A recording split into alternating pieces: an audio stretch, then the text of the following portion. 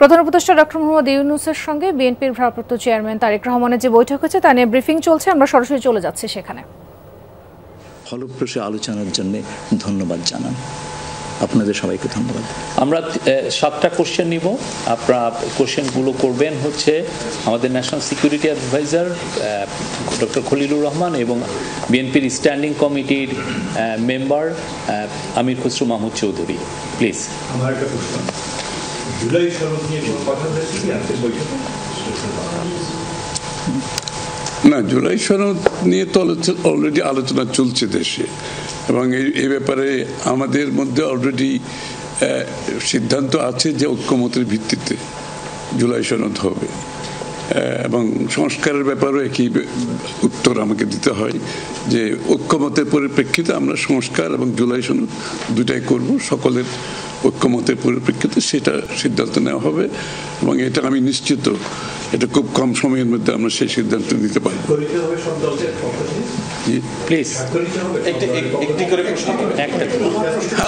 ঐক্যমত যেখানে হবে, স্বাভাবিকভাবে ঐক্যমতের পরিপ্রেক্ষিতে যে সিদ্ধান্ত হবে স্বাক্ষরিত তো হবেই, না হওয়ার কোনো কারণ তো নেই। Please please please please please. প্রশ্নটি হচ্ছে যে যেটি বারবার যে কথাটি বলা হচ্ছে যে নির্বাচনের একটি সঠিক তারিখ নির্ধারণে আসলে সমস্যাটা কোথায়? একটি সঠিক তারিখ সুনির্দিষ্ট তারিখ, এর কোনো সমস্যাই নাই, আমরা কোনো সমস্যা দেখছি না, কেউ দেখলে পারে এটা ভুল দেখছেন। নির্বাচনের সম্পর্কে আজকে যৌথ বিবৃতিতে আমরা বলে দিয়েছি দুপক্ষই, এবং নির্বাচন কমিশন আমরা আশা করব শীঘ্রই একটা তারিখ ঘোষণা করবে।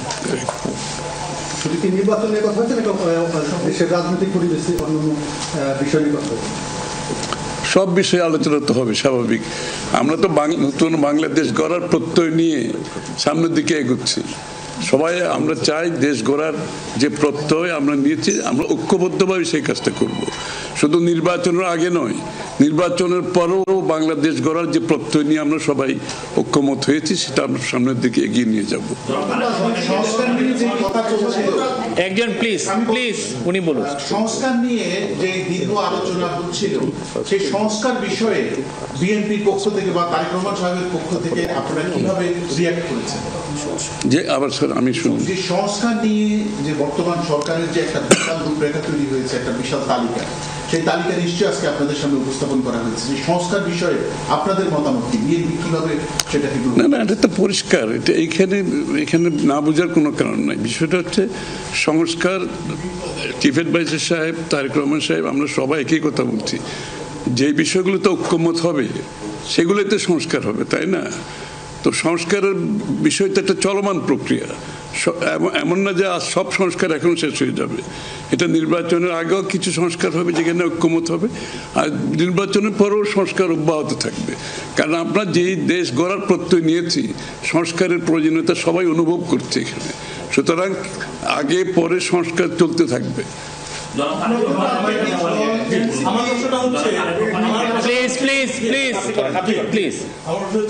তারেক রহমান দীর্ঘদিন ধরে এখানে অবস্থান করছেন এবং স্বরাষ্ট্র উপদেষ্টাও বলেছেন ওনার দেশে ফিরতে কোনো বাধা নেই।